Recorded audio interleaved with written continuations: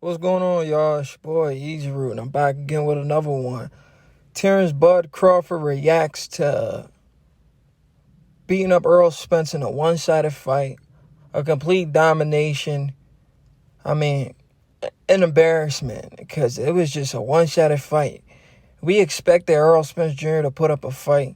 It looked like the guy just went in there to collect a check like his stablemate, Ryan Garcia. It was an embarrassing performance from Earl Spence. I give Earl Spence respect for stepping in the ring, but I got to take a little bit of respect from the guy for not putting up a good fight. His fangirls, his fanboys are trying to say he wasn't the same, he had brain damage. Why didn't he have brain damage going into the Ugas fight? Why didn't he have brain damage going into the Danny Garcia fight?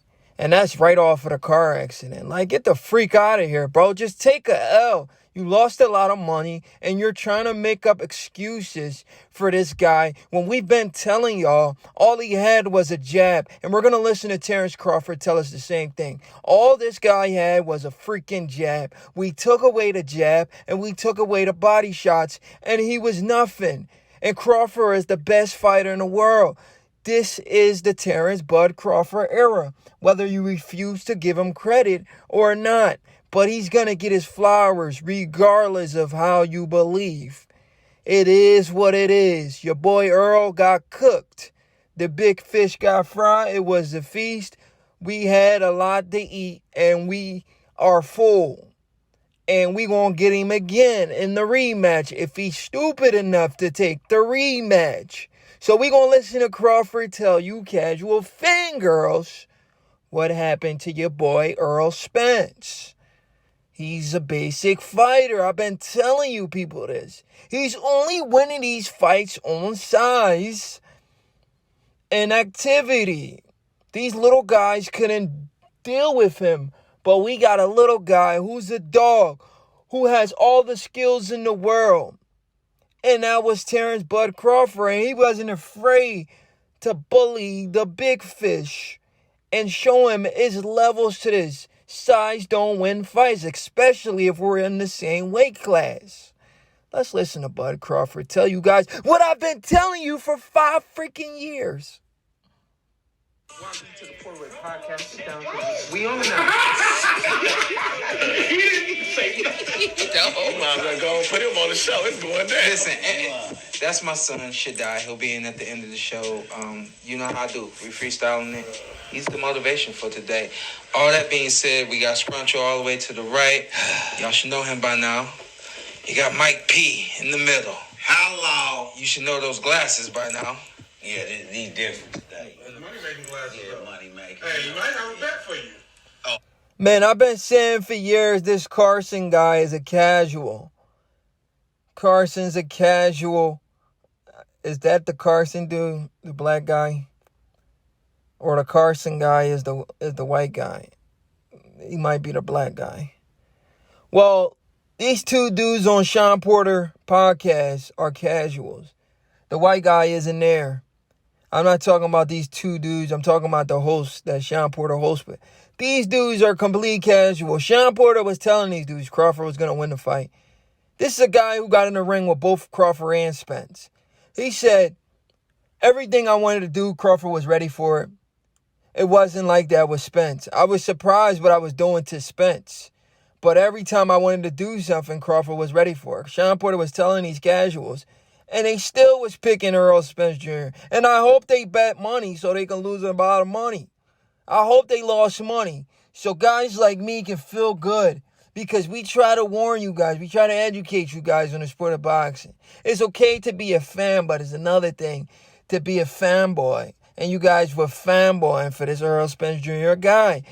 When we've been telling you, this guy is a basic fighter. He doesn't take the sport of boxing serious. He drinks, because he feels like he's going to go in there and bully these little guys. He got what was always coming to him. It is what it is. Let's listen to Bud, guys, before you guys know I like to talk too much, before I get off topic. I got one for you, that's for sure. And, of course, Ant with 2 T's in the building as well. I got a shirt to represent all 4 of us up there. And without further ado, y'all know that I always, whenever we have guests, I try to get them in, get them out. So This one was necessary. Yeah. So, again, welcome to the Portaway Podcast. Always showing up is Terence Crawford. Terence Bud Crawford.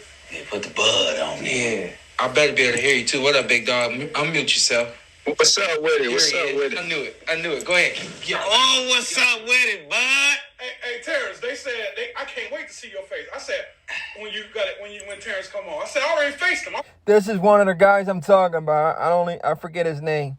I don't know if that his name is Carson or the other guys, the Carson. I don't remember their names, but I know whenever I watch the Portaway Podcast, this dude, he was a complete casual. When he predicts fights, I'd be like, please tell me this guy is trolling, man. Please tell me this dude is trolling. When he talks about boxing matches, it's the worst thing you got to listen to, bro. I be like trying to pull my hair out listening to this guy on Sean Porter's podcast. This guy don't know shit about boxing, bro. I already copped on my pleas all week. I had to hit his line, you know what I mean? He called me I had to check acting his temperature. like a villain. I'm already knowing. I'm out here plumbing, doing my job, getting bullied. I'm already knowing. Hey, T-Bud, you know I'm the only one on the panel that called the fight like I knew what's happening, right? Yeah. I told him, I said, all of them got mad at me when I said this is an easy fight. I said this gonna be an easy fight. You know, T-Bud is tailor-made for him. He ain't gonna, and I said, only reason y'all think. We're gonna play what you said, so, all right, so just move forward. Okay, let's move forward. Let's keep it 100, though, with all due respect. I'm gonna tell you why they hated on you. You know why? The one thing that we got in common that they don't understand. Shoot the shot with his ticket. Hold on. Hey, Terrence, hold on. I'm trying to get some tickets. Don't fall for it. I'm trying to get some tickets. Listen, you don't fall for it. Go. That's Stupo. We talk every day. You see what I'm saying? El Stupo, my guy. See, when you dark skin, chocolate. Hold on. Let me just say it. This dark brown skin in America is considered ugly. Okay. But Hey, yo, this man is crazy. He got a point, though. A lot of people was hating on Bud because he's dark-skinned. I mean, that's the way. Even black people was hating on Bud because he's dark-skinned. Like, what? They were saying he's too ashy and this and that. Like, what are y'all talking about?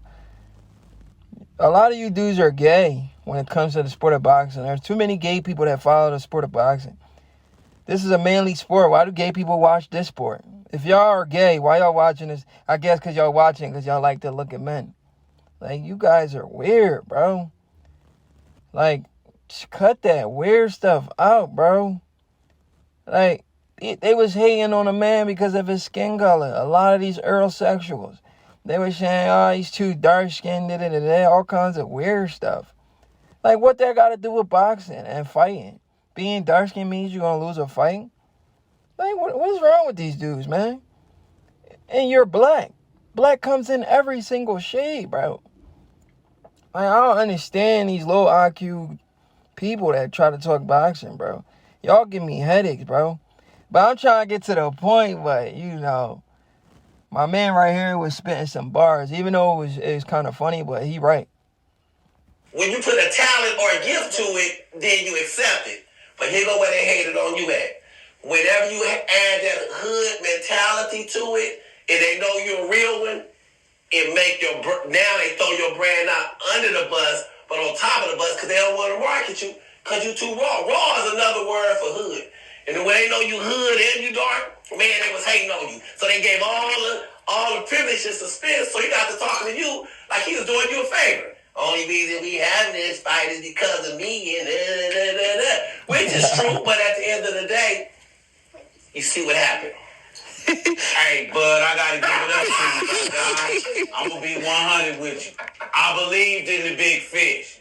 You turned the big fish into an algae eater. Ooh. You feel me? This is funny because this dude talking is a Earlsexual. He said, I believed in the big fish, but you turned the big fish into an algae eater. This is actually funny, y'all. We still ain't get to the part, I'm almost 10 minutes in the video, and we still ain't get to the part Crawford talking about Errol Spence being a basic fighter. We gonna get there, guys. The video is pretty long. We gonna get there, trust me. I'm an Earl Spence fan. I love boxing. I watch you too, of course. I didn't know, bro. You was there. Nah, he dissed the whole city. I was the only one defending Omaha. He disrespected the crowd. I said, man, Omaha got the realest brothers in it. No matter where I said they as real as Compton, any other. He was I ain't dealing with nobody from Omaha. I said, okay, go down there and watch how hood they is. There's a bunch of T-Buns down there. Hold on, let's make this real quick. But I ran into a lot of people that would say, man, that's easy work. And they was talking about Errol, or they were talking about you. And I'm like, it's not easy work for either guy. Leading up to this fight, and I want you to give us your true perspective, because we know that we can make this an easy night. It's just a matter of the things kind of playing the way that we want it to. And when you look back on it, everybody will say, man, that was an easy night for you. But you would say that wasn't an easy night. I had to make it what it was. Tell us a little bit about the night, how you were able to make it what it became. Well, Sean, you've been in the ring, with the best of them, and the fight is won in training. So, all right, you guys heard what Crawford just said. The fight is won in training. He's pretty much saying he already knew what he wanted to do to the big fish going into this fight. He already knew what he had to do. This is a guy who breaks down his opponents, who figures you out. It usually takes a couple rounds, but he already knows what he wants to do in there. You understand what I'm saying? He really don't need too much coaching in there, unless if he's not staying on a game plan, then maybe he needs a coach to remind him, hey, remember this we did in the gym? But he's really his own coach in there because he does what he wants to do. But anyway, let's listen to Bud. Given the fact that we expected Earl to come out the way he did, given the circumstances that we knew what he was going to do when he was going to do it, because Earl fights the same way. I'm going to have to pause that. Easy Root been telling you people for the past 5 years, Earl does the same thing over and over. Why was this so hard for you guys to believe it? Now you want to blame it on brain damage and all this crap because Crawford made the fight look so easy. Of course he's going to make the fight look easy if he knew what Earl could do. And all he had to do was stop Earl from doing it. And then we have an easy fight. This is common sense. I've been telling you people. And the crazy thing about it is, he's the best at figuring guys out and making adjustments. Maybe you guys don't watch Bud Crawford too much. He figures you out, make adjustments. He disarms you. Take away your best attributes. And then do what he wants to do with you.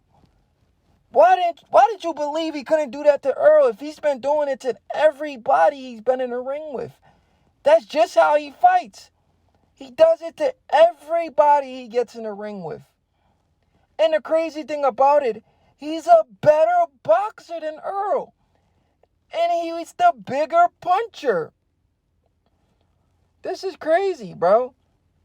Each and every time he stepped foot in the ring, all we had to do was take away his jab, we felt. We take away his jab, he become basic. And that's what we did on Fight Night. And I said this too about Errol. You heard that. We take away his jab, he becomes basic. If you take away his jab, he cannot land those body shots. All you got to do is take away his jab. He won't be able to land those body shots on the inside. And that's all Bud had to do. And Earl didn't have a plan B, plan C, plan D, plan E. Just jab and then body shots. That was it. So predictable. It was like taking candy from a baby. And there's no disrespect to him, but you don't have to watch a lot of footage to prepare for him. You watch, like you just said, he fights the same in every fight. You watch 1 or 2 fights, and you kind of got who he is and what it's gonna be. the big question was, is he going to come out orthodox? Is he going to come out southpaw? And I told y'all to remember to say this. I'm tripping because I was talking to one of your guys after the fight in the locker room, and he said, before y'all came out to fight, you looked at him and you looked at Shakur and you said, hey, what y'all think I should do? Yeah, because in my mind, I want to fight. Right. I want to fight. But given the circumstances that he haven't had nobody that's, you know what I mean, got the confidence to come out there and just be like, okay, well, even the skills to say, all right, let me see how you gonna take a punch to the chin. Let me see how you gonna take a punch to the body. Let me see how you gonna react when you can't bully somebody around. Good, I just hit the dog. Okay. So my mind was, you know what I mean, you know, it was racing a little bit. And I was like, man, how should I come out? And it was like, man, just come out boxing. That's it. Just come out boxing, using your jab. You got one of the greatest jabs that's never, you know, really talked about, because they always giving people credit about their abilities and they miss yours. Kind of like with the Victor Postal fight. Everybody was talking about how well Victor Postal jabbed, but nobody was talking about how well I jabbed. Yeah. So, you know, Shakur and everybody was like, man, just box. Just come out boxing being you. I was like, y'all right. Because I was going to come out fight. You still fired up. You just fired up. You was ready to fight. Yeah, but given the circumstances that Errol haven't fought too many southpaws, I was like, okay, I'm going to come out southpaw right out the gate. Hey, how does Wow, do you guys hear this? This is an all-time great fighter. The man studies his opponent. He studies all of their fights. He probably sits at home and watch all their videos, say, okay, he fought this guy, this guy was a southpaw, this guy was an orthodox. Crawford, this is all-time great status. This some Mayweather type shit right here. What Mayweather used to do. Bomac, how does he handle you? Like, you in the back room talking about how should I start this fight? Y'all been training for months. He don't say, bro, stick with the game plan. But you gotta understand, I got so many styles. Yeah. So it's like we training for this style, Terence Crawford. We training for this style, Terence Crawford. This style, Terence Crawford, and we training for the overall game plan. Yeah. So the overall game plan is still the same, but the type of fighting style that I'm going to fight can change and alter. Where do you get your mindset at and your composure from? Because it seems like no matter what people criticize you or whatever they say, your mind is more powerful than people's opinions. And I wanted to know where do you get that winner's mindset that you have? Well, I was born with it. Okay. You know, I was always born with the competitiveness, nature, and the ability to want to win and everything. And I think the things that I've been through in life have prepared me to, you know, stay calm in the heat of the battle. Because, you know, one move can cost you your life, or one move can, you know, be a downfall. So I just always been able to, you know, stay calm in the heat of the moment in battle. And I think that's one of my greatest attributes to fighting is the ability to stay calm in the heat of fire and still be able to think while, you know what I mean, being on fire. So let me ask you a question. Why do you, because really they suppress 5 years, 6 years of your career just hating on you. No, for real, bro. You've been the greatest for a long time, but they always try to find ways to push your brand under the rug. Yeah. How did you deal with that consistent hate and that rejection? Because really Bob Arum was just throwing you fights, hoping you lose, and you was winning, and that's how you started building your brand. Are we going to stop there? T-Bud explained how he dissected the big fish. All he had to do was take away his jab. I'm going to do more videos about T-Bud on the Showtime Sean Porter Wade podcast show. I'm going to do more videos on that. I just wanted to focus on the jab on this one. That's all he had to do. Take away the big fish jab. He's basic, predictable. And once the jab was taken away, he was sit and duck. It was over. It's your boy, Easy Root. I'm out.